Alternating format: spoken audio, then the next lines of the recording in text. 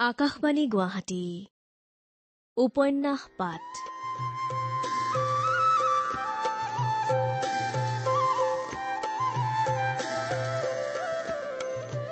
এই অনুষ্ঠানত প্ৰচাৰ হৈ আছে মহাপুৰুষ শ্ৰীমন্ত শংকৰদেৱৰ জীৱনৰ ভেটিত সৈয়দ আব্দুল মালিকে ৰচনা কৰা উপন্যাস ধন্য নৰতনু ভালৰ ধাৰাবাহিক পাঠ।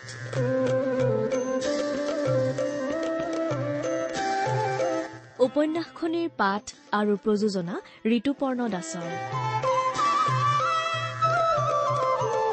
এয়া শুনক ধন্য নৰতনু ভালৰ ধাৰাবাহিক পাঠ। ধন্য ধন্য কলিকাল, ধন্য নৰতনু ভাল, ধন্য ধন্য ভাৰত বৰিষে।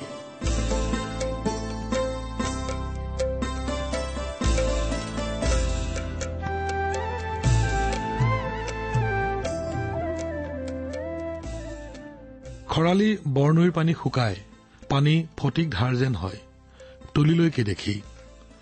বাৰিষা ফেনে ফুটুকাৰে উপচি পৰে, পাৰ উপচি বয়, গৰা খহায়, গাঁও বুঢ়াই, গৰু ছাগলী ঘৰ বাৰী উটাই নিয়ে, পালে মানুহো নেৰে।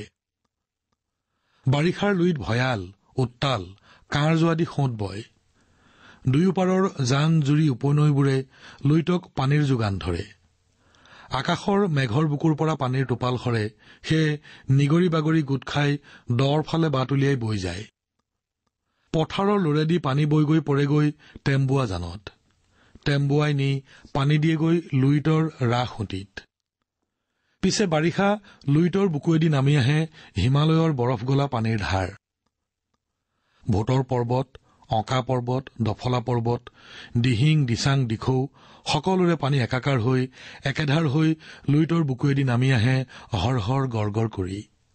দুয়োপাৰৰ গৰাই ৰাখিব নোৱাৰে। লুইতৰ পানী সোমাই টেম্বুৱানীলৈ, টেম্বুৱানীৰ সোঁত উভতি বয়। টেম্বুৱানীৰ পাৰবোৰে পাৰৰ ৰাইজৰ বাৰীঘৰত সোমাই খেতি শইচ নষ্ট কৰে। বামুণৰ গাঁও, সুদীৰৰ গাঁও, নদীয়াল মাছমৰীয়াৰ গাঁও, ভূঞাৰ গাঁও সকলোতে টেম্বুৱানী জানৰ পানী সোমাই অনিষ্ট কৰে। গৰু গাইৰ ঘাঁহ বন পানীৰ তলত পচে। চামধৰাৰ পৰা কপিলিমুখলৈ, শিঙৰিৰ পৰা ৰৌতালৈ টেম্বুৱানীৰ এইচোৱা পাৰ ওখকৈ নেবান্ধিলে বাৰিষা সদায় ভাঙে।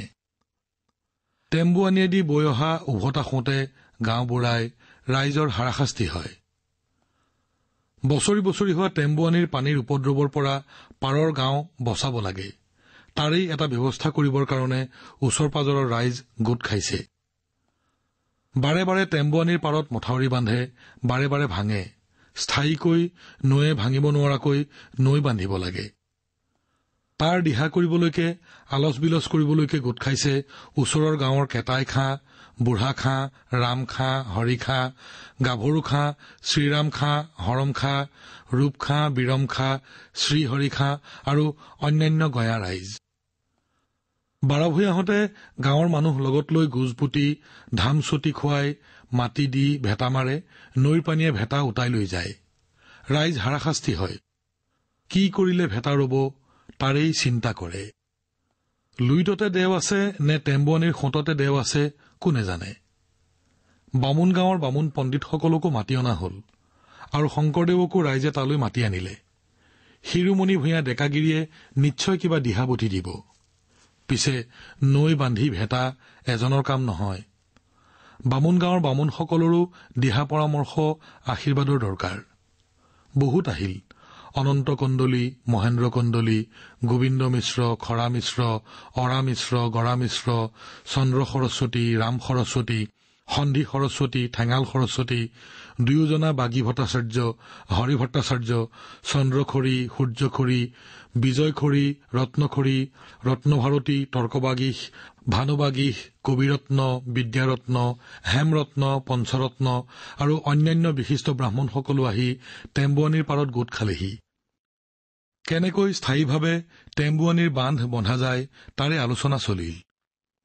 বাৰে বাৰে বান্ধে, বাৰে বাৰে ভাগে। এইবাৰ বামুণ, সুদীৰ, কায়স্থ, কৈৱৰ্ত সকলো ৰাইজ একমুঠ হৈছে। এইবাৰ কিবা এটা হবই হব। শংকৰদেৱে সমজুৱাক কলে, তুমি আমি বান্ধি টেম্বুৱানীৰ বান্ধ ৰাখিব নোৱাৰিলো। ভেটা ৰাখিব লাগিলে এগৰাকী সতী শান্তিয়ে বান্ধিব লাগিব। এই কামৰ কাৰণে এগৰাকী শান্তি অনাওক। সতীয়ে বান্ধক টেম্বুৱানীৰ বান্ধ। শংকৰদেৱৰ কথা শুনি অন্যান্যসকল নীৰৱ হল। তেওঁলোকৰ চিন্তা হল, আমাৰ ঘৰত জানো সতী শান্তি আছে? শংকৰদেৱৰ কথাত ব্ৰাহ্মণসকল কিন্তু নিৰুৎসাহ নহল। তেওঁলোকে উল্লাসেৰে জনালে, বোলে তেওঁলোকৰ ঘৰে ঘৰে সতী শান্তি আছে, তেওঁলোকে কাইলৈকে লৈ আহিব পাৰিব। পুৰুষবোৰে বান্ধ ৰাখিব নোৱাৰিলে যেতিয়া এতিয়া শান্তি তিৰোতাই ৰাখক। শংকৰদেৱে কলে, সতী শান্তিয়ে পলৰে একোপল পানী আনি বান্ধত দিব লাগিব, তেহে ভেটা ৰব। ব্ৰাহ্মণসকলে সেই কথাত ভয় নেখালে। প্ৰত্যেকৰে গৃহিণীসকল একোগৰাকী সতী। কালিলৈকে তেওঁলোক আহি পলৰে পানী আনি জান বান্ধিবহি। কিহৰ চিন্তা? পানীৰেই বান্ধক, মাটিৰেই বান্ধক, এগৰাকী সতীয়ে বান্ধিব লাগে, সেয়ে আচল কথা। ৰাইজ সেইদিনা মেল ভাঙি ঘৰাঘৰি গল।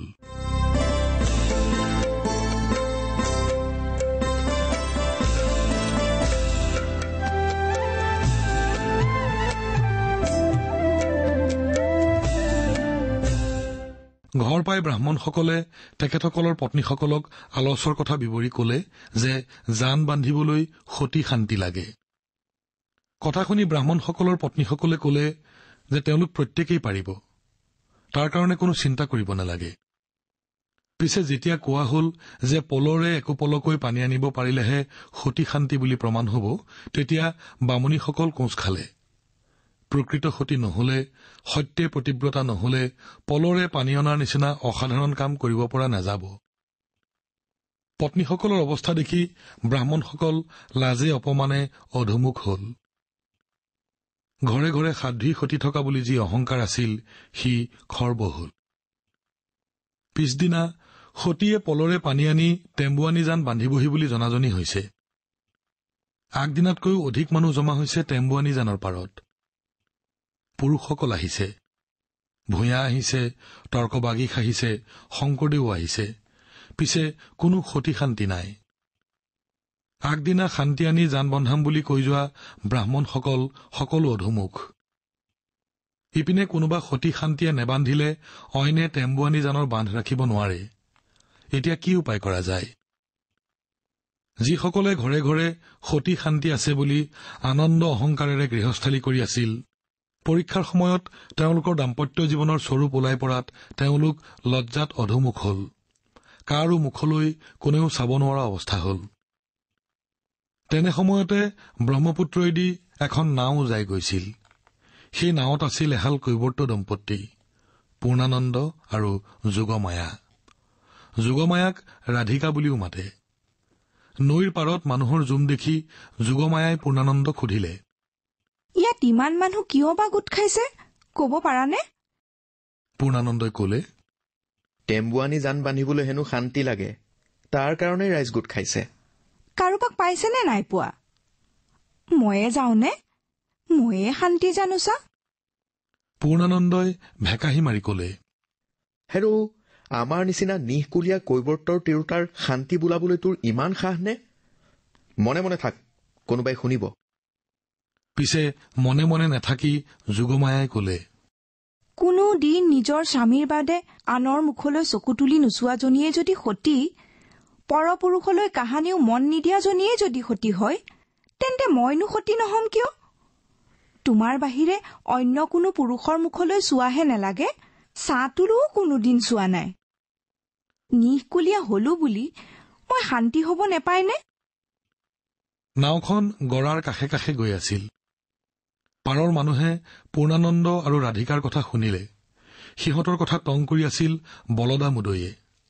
সি গৈ সিহঁতৰ কথা ৰাইজক কলেগৈ। শংকৰদেৱে সিহঁতক ওপৰলৈ মতাই নিয়ালে ৰাইজৰ মাজলৈ। শংকৰদেৱে ৰাধিকাক কলে, বাৰু, তই আজি ঘৰলৈ গৈ ব্ৰতে উপবাসে থাকগৈ, কাইলৈ আহিবি। পিছদিনা যথাসময়ত ৰাধিকা আহিল। শংকৰদেৱে ৰাধিকাক কলে, তোৰ কথা শুনিলো, এই সাজ নতুন কাপোৰ ল, তাকে পিন্ধি এই পলটোলৈ লুইতৰ পৰা এপল পানী আনি জানৰ বান্ধত দেহি। সতী হ যদি পাৰিবি যা। শংকৰদেৱক সেৱা কৰি হাতত পল আৰু নতুন কাপোৰ সাজ লৈ ৰাধিকা নৈৰ ফালে গল। পিন্ধি থকা কাপোৰ সাজ সলাই শংকৰদেৱে দিয়া কাপোৰ সাজ পিন্ধি ৰাধিকা নৈলৈ নামিল। উপস্থিত সকলোৰে চকু তেতিয়া নৈত নমা সেই গাভৰু বোৱাৰীজনীৰ ওপৰত। পলটো ওপৰলৈ মুকৈ লৈ ৰাধিকাই তাত পানী ভৰালে। ফুটা ওলোৱা বাঁহৰ শলা গুঠি গুঠি সজা মাছ ধৰা পল, সেই পল পানীৰে ভৰাই ৰাধিকা পাৰলৈ উঠি আহিল। কাণ্ড দেখি সকলো বিস্ময়ত হতবাক হল। পানী লৈ আহি ৰাধিকা ৰাইজৰ সাক্ষাতত শংকৰদেৱৰ আগত বিনয়েৰে থিয় দি ৰলহি। পলৰ ভিতৰত পানী, কিন্তু কাণলৈকে পূৰ নহয়। কেইআঙুলমান পানী কম হৈ আহিছে। কথাটো শংকৰদেৱৰ চকুত পৰিল। তেওঁ সুধিলে, পানী দেখোন কাণলৈকে পূৰ হৈ নাহিল, অলপ কম হল কিয়?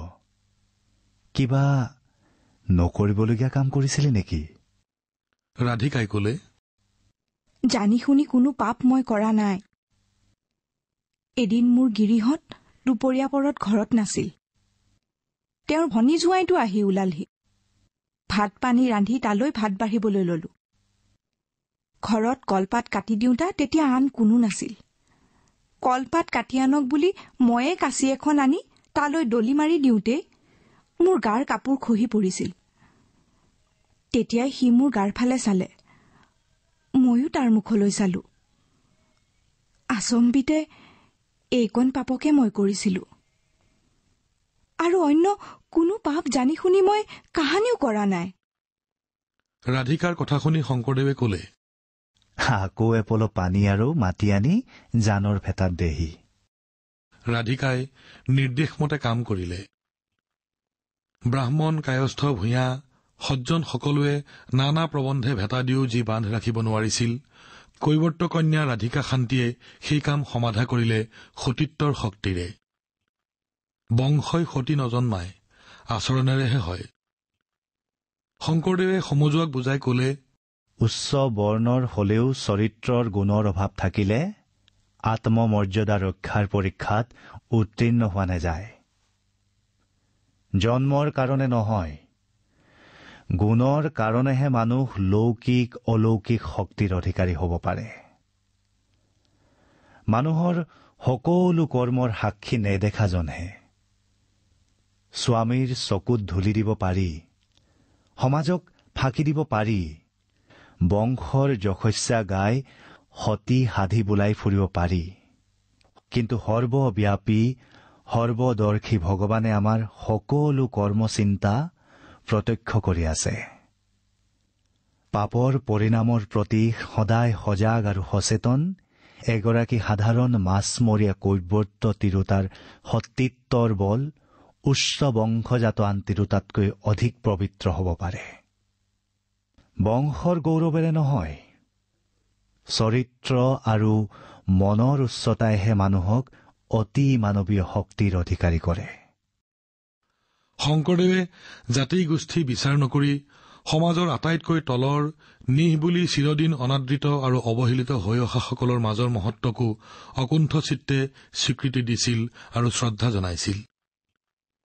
মানুহৰ দেহ আৰু মনৰ পবিত্ৰতাই সমাজৰ মহৎ কাৰ্য সম্পাদন কৰাৰ শক্তি আৰু প্ৰেৰণা যোগায়, যোগ্যতা দান কৰে।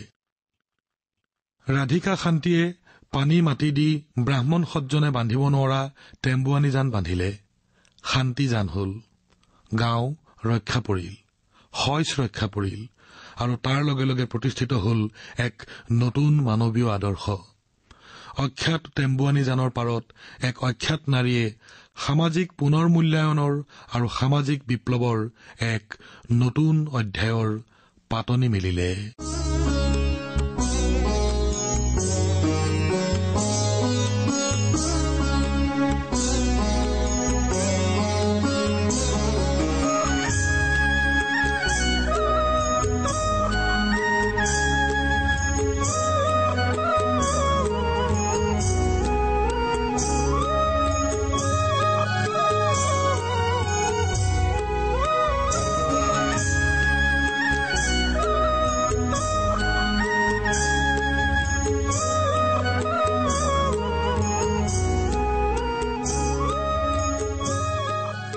চণ্ডীবৰ কায়স্থ বৰভূঞা ৰাজুনাতি কুসুম্বৰ শিৰোমণি ভূঞাৰ বৰপুত্ৰ ডেকাগিৰি শংকৰৰ বিয়া।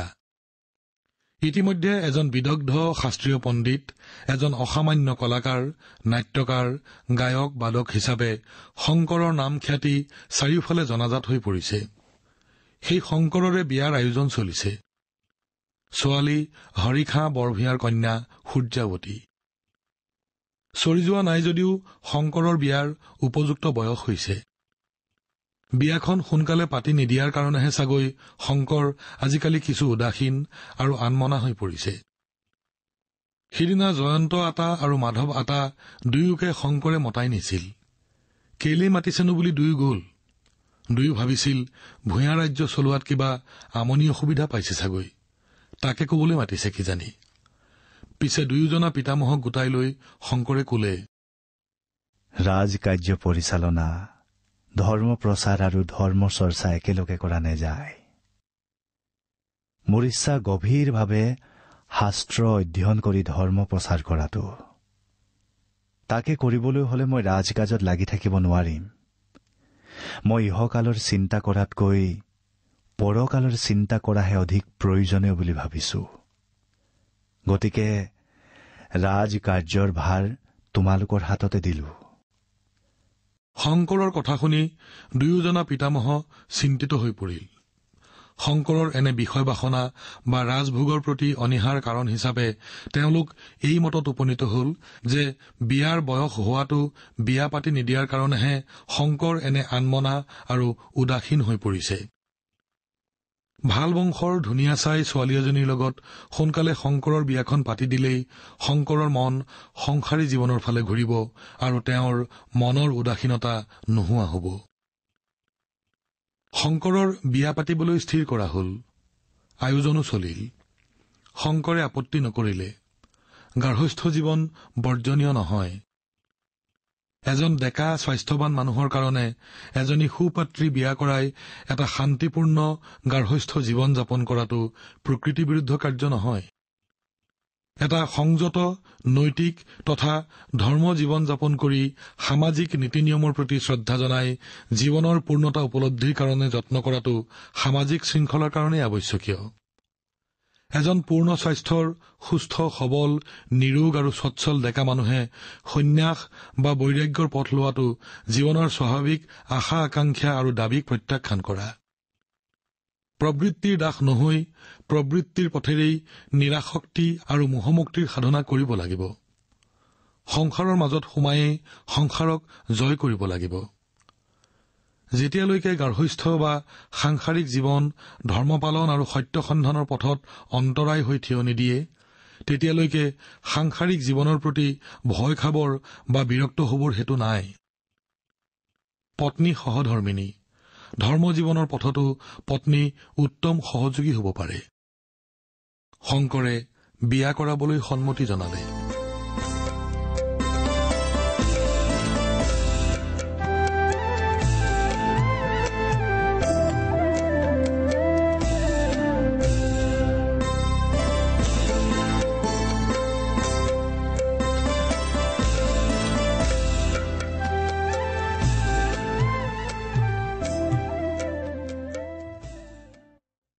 ধন্য নৰতনুভাল সৈয়দ আব্দুল মালিক ৰচিত উপন্যাসখনিৰ ধাৰাবাহিক পাঠৰ ২২ খণ্ডটি শুনিলে।